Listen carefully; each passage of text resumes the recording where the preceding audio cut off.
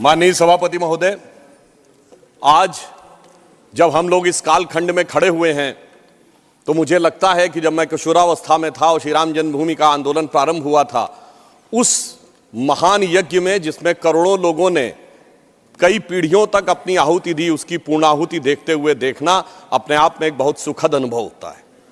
और यह काल इसलिए भी अधिक महत्वपूर्ण है कि यह भारत के अमृत काल का ही कालखंड नहीं है, बल्कि श्री राम मंदिर के माध्यम से शताब्दियों से सोई हुई भारत की चेतना के पुनः उठकर अग्रसर होने और विश्व को नया संदेश देने का एक संधिकाल भी है। और इसलिए मैं ये कह सकता हूं कि मेरे मन में एक भाव आया कि यह ऐसा काल था जिसमें बहुत कुछ असंभव लगने वाली चीज भी साकार रूप धारण हुई है।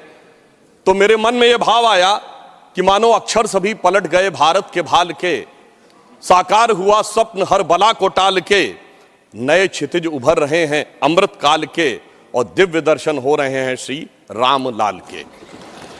मान्यवर, भगवान राम उस भारत की स्व की अनुभूति है जो भारत के स्वतंत्रता के बाद निश्चित रूप से प्रकट होनी चाहिए थी, जो अनादिकाल से भारत में उत्तर से दक्षिण तक, उत्तर में यदि गुरु गोविंद सिंह जी ने गुरुमुखी में रामावतार लिखा तो दक्षिण में तमिल में कंबन ऋषि ने वही रामावतारम नाम से ही लिखा, तो बंगला में कृतिवास ने यदि लिखा तो हिंदी में तुलसीदास ने लिखा, तो उत्तर दक्षिण पूरब पश्चिम से सब तरफ भारत के प्राण को अनुप्राणित करने वाला यह तत्व था। इसीलिए महात्मा गांधी ने भी जिस समय स्वतंत्रता आंदोलन की शुरुआत की तो अपना राजनीतिक दर्शन रखा था राम राज्य, और प्रतिदिन का भजन रखा था रघुपति राघव राजा राम, अंतिम शब्द रखा था हे राम।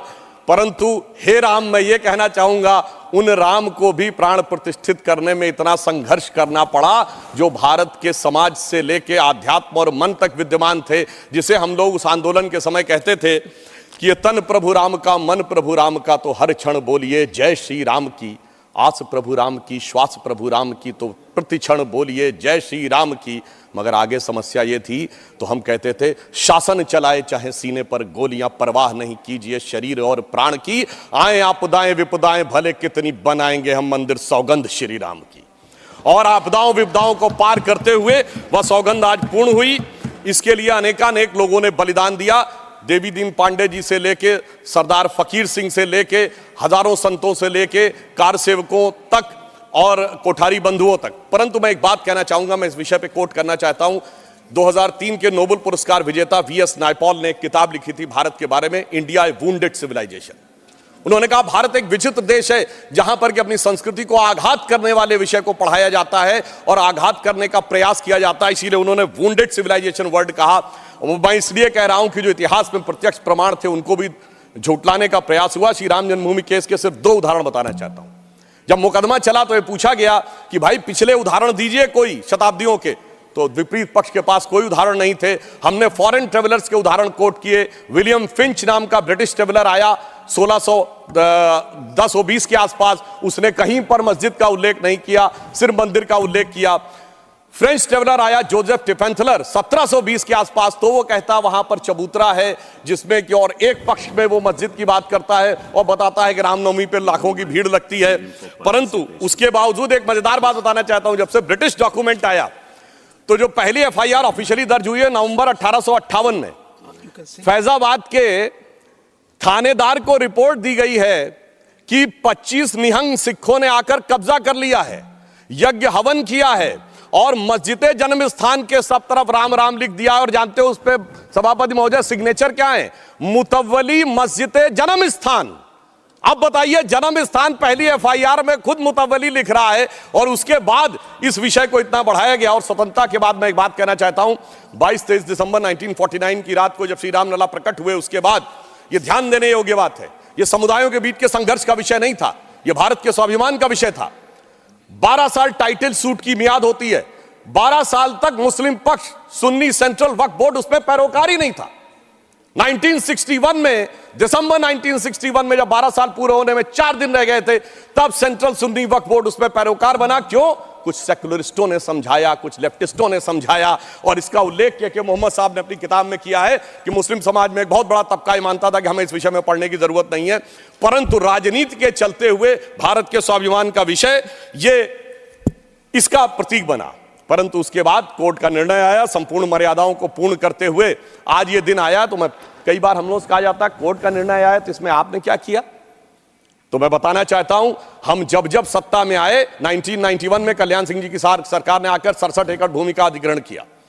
उसके बाद याद करिए खुदाई पर रोक लगा दी गई थी। तो अटल जी की सरकार आई तो नई टेक्नोलॉजी आ गई, ग्राउंड पेनिट्रेशन रेडार, तो रेडार मैपिंग की गई और वो कोर्ट में प्रस्तुत कर दी गई। मतलब ऑपरेशन पे रोक थी, अल्ट्रासाउंड पे तो नहीं थी ना, तो अल्ट्रासाउंड करके दिखाया गया देखो भाई अंदर क्या है। फिर कोर्ट ने परमिशन दी और उसी खुदाई की हुई 2003 में, और उसके अंदर जो साक्ष्य निकले उसी से 30 सितंबर 2010 का Lucknow bench of Allahabad high court का जजमेंट आया जिसने गर्भगृह श्री रामलला विराजमान को दिया। अब जब मोदी जी की सरकार आई तो क्या अंतर था, विषय सुप्रीम कोर्ट में आ चुका था।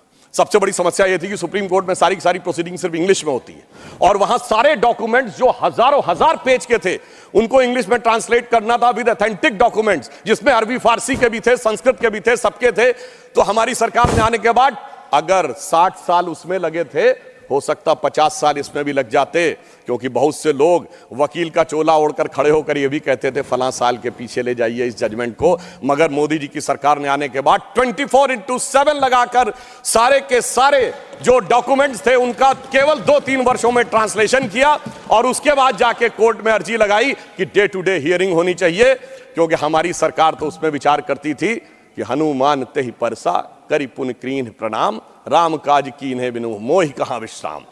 और फिर आपने देखा कि वो जब जजमेंट आया, और ये भी एक सुखद संयोग देखिए कि मान्यवर हमसे टीवी डिबेट में अक्सर बहुत पूछा जाता था कि आ गए भाजपा वाले कहते हैं रामलला हम आएंगे मंदिर वहीं बनाएंगे, तारीख नहीं बताएंगे। महोदय राम का मंदिर कोई इमारत नहीं थी, ये भारत की भव्यता का आगाज था, और वो तारीख कोई तारीख नहीं थी, वो काल की गति थी।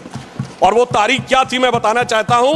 जब रामलला इस मंदिर में आए हैं तो वो तारीख आई है 4 करोड़ गरीबों को घर लेकर आई है, 11 करोड़ लोगों के लिए शौचालय लेके आई है, 54 करोड़ लोगों के लिए जनधन अकाउंट लेके आई है, हर गांव में बिजली, हर गांव में सड़क लेकर आई है, और इतना ही नहीं हर शहर में हर राज्य में एयरपोर्ट लेकर आई है, समुद्र पे सबसे बड़ा सेतु अटल सेतु लेकर आई है, और चिनाब नदी पे दुनिया का सबसे ऊंचा पुल चिनाब का पुल लेकर आई है, हाईएस्ट एफडीआई लेके आई है, हाईएस्ट फॉरेन एक्सचेंज रिजर्व लेके आई है, फास्टेस्ट ग्रोइंग इकोनॉमी लेके आई है। और जनाब वो फिल्म का डायलॉग होता था तारीख पे तारीख, तारीख पे तारीख वाला, इंडियन पैनल कोड को तारीख का हिस्सा बनाकर भारतीय न्याय संहिता लेके आई है जो 3 साल के अंदर सारी तारीखों को खत्म कर देगा। मगर महोदय ये तारीख का राज थोड़ा और गहरा है, क्योंकि जब राम मंदिर की प्राण प्रतिष्ठा होनी थी तो तारीख वो होनी थी कि प्रधानमंत्री को जाना था, यानी तारीख उसका इंतजार कर रही थी कि ऐसा प्रधानमंत्री आएगा जो उस दिन आकर प्राण प्रतिष्ठा करेगा। और वो प्रधानमंत्री भी कैसा होगा जो कि पूरे राष्ट्र का सपोर्ट लेकर, हाँ बोल रहे हैं प्लीज, अरे भाई बोल रहे हैं madam please, not allowed, please बैठे आप, काहे परेशान आपको इजाजत नहीं है, nothing is going on record please. अरे सुनिए आप बोले। महोदय प्रधानमंत्री भी कौन होगा जो पूरे देश का जनादेश लेकर आया होगा और दूसरी बार भी लेकर आया होगा, जो अपने घोषणा पत्र में यह लिख के लाया होगा कि हम राम मंदिर का प्राण प्रतिष्ठा करेंगे, हम निर्माण का मार्ग प्रशस्त करेंगे, यानी 140 करोड़ लोगों के जनादेश के साथ वो तारीख आने वाली थी जिस तारीख का इंतजार था। और महोदय सिर्फ तारीख इतनी नहीं थी मान्यवर, अगर शास्त्रीय ढंग से प्राण प्रतिष्ठा होनी थी तो 11 दिन का उपवास रख के तपस्या भी करनी थी। तो ऐसा भी प्रधानमंत्री आने वाला था जो संकल्प लेकर 11 दिन की तपस्या करे। और मैं महोदय एक और बात कहना चाहता हूं, 11 दिन नारियल का पानी पी के हम में से कितने लोग तपस्या कर सकते हैं महोदय? वो जो हर नवरात्र ऐसे रहता हो उसी के तपस्या का वो अभ्यास होगा। और मैं बताना चाहता हूं स्वामी गोविंद गिरी जी जो कोषाध्यक्ष हैं न्यास के, उन्होंने जब उपवास तोड़वाया तो उन्होंने कहा मैं तार्किक व्यक्ति हूं, मेरे मन में संदेह था। तो जब इनकी माताजी जीवित थी तो मैंने उनसे पूछा था तो उन्होंने कहा 40 वर्षों से अभ्यास है ये उपवास रखने का, इसलिए 11 दिन शासकीय कार्य रखते हुए भी वो उपवास कर पाए। ऐसे व्यक्ति की प्रतीक्षा थी तारीख को। और फिर दक्षिण में जाकर चाहे नासिक हो और फिर चाहे गुरुवायूर का मंदिर हो अथवा रामेश्वरम में खड़े होकर जब प्रधानमंत्री जी 22 कुओं के जल से स्नान कर रहे थे, जो भारत के संपूर्ण क्षेत्र का प्रतिनिधित्व करते हैं, तो यह संदेश था दूर दक्षिण सिरे पर खड़े होकर कि देखिए ये राम है जो घट घट में व्याप्त है पूरे उत्तर से दक्षिण तक। और उस तपस्या से प्रकट होने के बाद उस प्रधानमंत्री की दरकार थी तारीख को, क्योंकि राम का काज कौन कर सकता है। गोस्वामी जी लिख गए हनुमान चालीसा में, सब पर राम तपस्वी राजा, जिनके काज सकल तुम साजा। अगर राम तपस्वी राजा थे तो तपस्वी प्रधानमंत्री भी होना चाहिए था वो करने के लिए, और इस तारीख का इंतजार था। तारीख का ये राज समझने के लिए हम आपको समझाएंगे भी तो शायद आप नहीं समझ पाएंगे। और इसीलिए मैं कहना चाहता हूं कि इतना ही नहीं, महत्वपूर्ण बात यह थी कि सब कुछ शांति और सौहार्द से निपट गया। जब राम मंदिर का मुद्दा उठा था तो कितने प्रकार की चीजें होती थी। इसके लिए हमें निश्चित रूप से सरकार, प्रधानमंत्री को धन्यवाद देना चाहिए। पूरे देश में जिस प्रकार का सौहार्दपूर्ण वातावरण रहा, और महोदय 90-92 में भारत ही नहीं अगल बगल भी बहुत कुछ हुआ था। अब की अगल बगल में भी शांति बनी रही, ये तपस्वी राजा का प्रताप था। और इतना ही नहीं महोदय, अबू धाबी में भी मंदिर बनने जा रहा है। मुझे लगता है भारत के लिए अमृत काल में सांस्कृतिक गौरव का इससे बेहतर काल नहीं आ सकता था कि राम मंदिर भी बन रहा है और अबू धाबी में भी मंदिर बन रहा है। और मैं एक और बात कहना चाहता हूं महोदय, यह हिंदू मुस्लिम का विषय नहीं था, यह भारत के जय और विजय का विषय था, और उससे भी बढ़कर यह मूल्यों का विषय था। कौन से मूल्य थे? एक मूल्य वो जिसमें भगवान राम उस मूल्य के प्रतीक बनते हैं जिसमें 4 भाई हैं, पिता के एक वचन पर वन चले जाना, दूसरे भाई का जंगल जाना, तीसरे भाई का खड़ाऊ रखकर शासन करना, एक ये परंपरा थी। और दूसरी परंपरा वो जिस बाबरी परंपरा में भी 4 भाई थे, शुजा, मुराद, दारा और औरंगजेब। एक ने 3 को कत्ल कर दिया, बुढ़ापे में बाप को जेल में डाल दिया, और इतने पे भी संतोष नहीं हुआ बल्कि सर काटकर थाली में रख के जेल में बंद बाप के पास भेजा। आप किसी मत को मानने वाले हो, अपने घर में क्या देखना चाहते हैं, भाई की खड़ाऊ या भाई का सर? इन 2 मूल्यों के अंतर का यह प्रतीक था। इसका हिंदू मुस्लिम से कोई नहीं था। और मैं अपने विरोधियों को बताना चाहता हूं, मान्यवर, उर्दू में भी एक रामायण लिखी गई है, चकबस्त रामायण, और उसमें इसी मूल्य को अप्रिशिएट किया गया है कि जब भगवान राम राजा दशरथ से अनुमति लेकर जाते हैं तो उर्दू के प्रसिद्ध शायर चकबस्त ने, और वो लखनऊ के रहने वाले थे, उन्होंने लिखा है, रुखसत हुए वो बाप से लेकर खुदा का नाम, रुखसत हुए वो बाप से लेकर खुदा का नाम, और राहे वफा की मंजिलें अव्वल हुई तमाम। यानी उनको तो दिखा कि राहे वफा की कौन सी मंजिलें हैं जो अव्वल हो रही हैं। मगर क्या बताऊं महोदय, एक फैक्ट बताना चाहता हूं। 22-23 दिसंबर 1949 की रात को जब श्री राम लला प्रकट हुए तो सबसे पहले वो रोशनी किसने देखी थी? वो यूपी गवर्नमेंट का एक सिपाही था जिसका नाम था अब्दुल बरकत।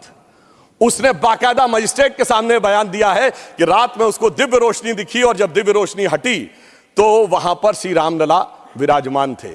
अब्दुल बरकत को रोशनी 1949 में दिख गई, मगर कुछ सियासत वालों को रोशनी 2024 में नहीं दिख रही है।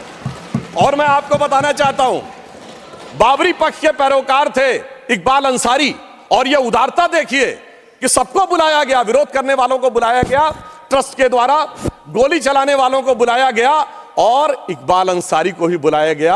और इकबाल अंसारी प्राण प्रतिष्ठा में आ गए। उनका इकबाल तो बुलंद हो गया, मगर इन लोगों का इकबाल जमींदोज हो गया।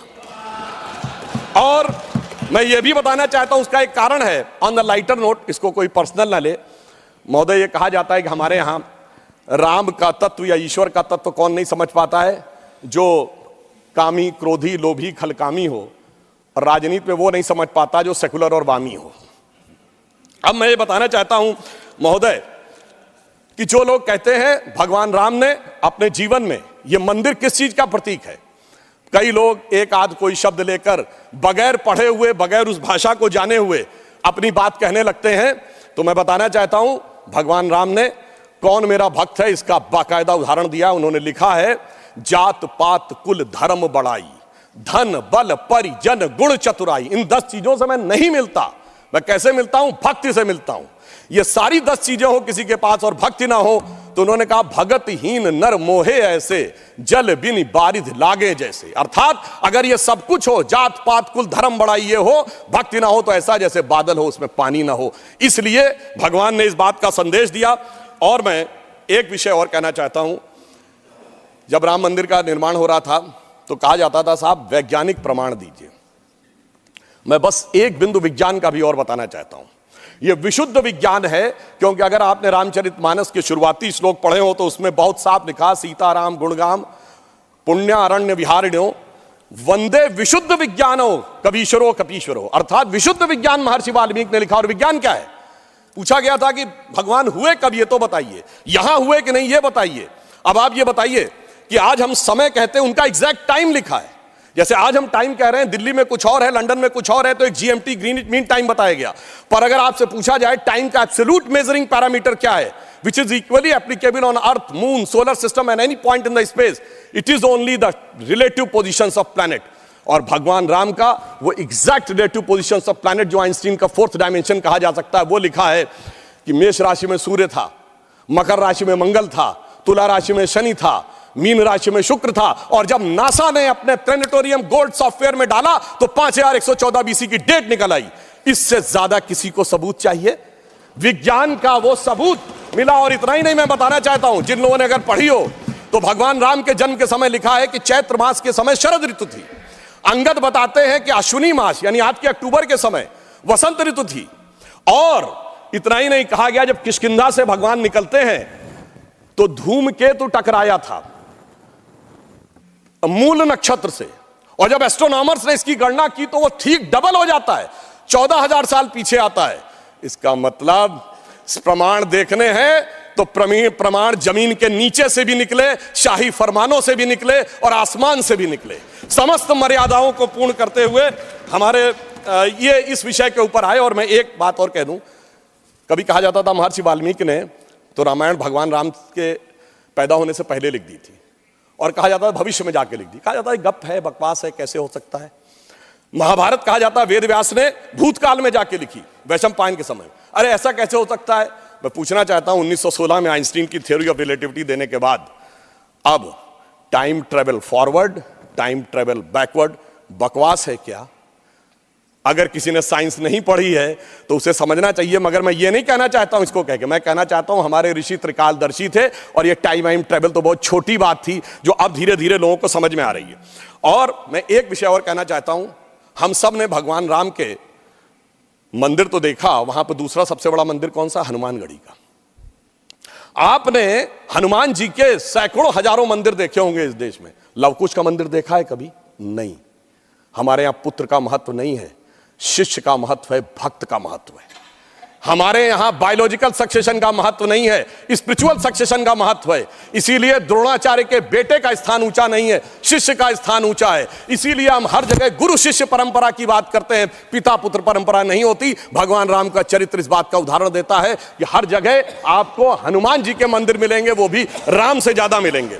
और मैं अंत में यह कहना चाहता हूं महोदय, एक बार एक डिबेट में वो कहने लगे कि भाई you are talking about the Ram temple, how does Ram temple fits in the 21st century emerging India who aspires to become a technologically advanced and become the economic superpower with the youngest population, where does Ram Mandir fits in that? मैंने कहा सुनिए महोदय, हम 21वीं सदी में भारत को सिर्फ इकोनॉमिक, इंटेलेक्चुअल या मिलिट्री सुपर पावर नहीं बनाना चाहते, हम वर्ल्ड लीडर बनाना चाहते हैं। और जब वर्ल्ड लीडर बनाना चाहते हैं तो it should symbolize the certain set of values which will inspire the world. और अगर सारे श्रेष्ठतम मानवीय मूल्यों का प्रतीक कोई एक होगा तो वो भगवान राम का मंदिर होगा, जो विश्व के सबसे श्रेष्ठतम मानवीय मूल्यों का प्रतीक होगा। कैसे? मैं आधुनिक जियोपॉलिटिक्स से बताना चाहता हूं। आज कोई एक देश किसी पर अटैक कर रहा है, रशिया यूक्रेन की लड़ाई चल रही है, चाइना का ताइवान के साथ प्रॉब्लम चल रहा है, इराक और उसका चला। क्या है डिप्लोमेसी में? नंबर 1 एनेक्सेशन, दूसरे देश को मिला लो। दूसरा है सब्जुगेशन, वहां अपना डिप्यूटी अपॉइंट कर दो। और तीसरा है डोमिनेशन, उसके साथ संधि साइन कर लो। भगवान राम ने क्या लंका को जीतने के बाद एनेक्सेशन किया? नहीं।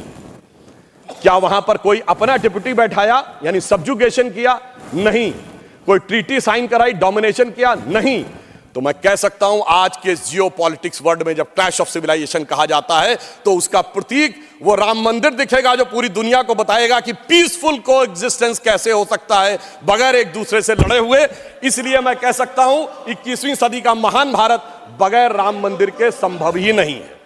और अंत में मैं सिर्फ यह कहना चाहता हूं, एक नया इतिहास बना है और यह हमारी सरकार और माननीय प्रधानमंत्री जी की उस दृढ़ इच्छा शक्ति का प्रतीक है जिसके लिए कहा जाता था अरे 370 कभी हटेगी नहीं, राम मंदिर कभी बन ही नहीं सकता। मगर ये वो लोग कहते हैं जो फूलों के हार पहनते हैं। हमारे प्रधानमंत्री जी अंगारों के हार पहनते हैं, और जो अंगारों के हार पहनते हैं वो इतिहास को बदलने में निश्चित रूप से सफल होते हैं।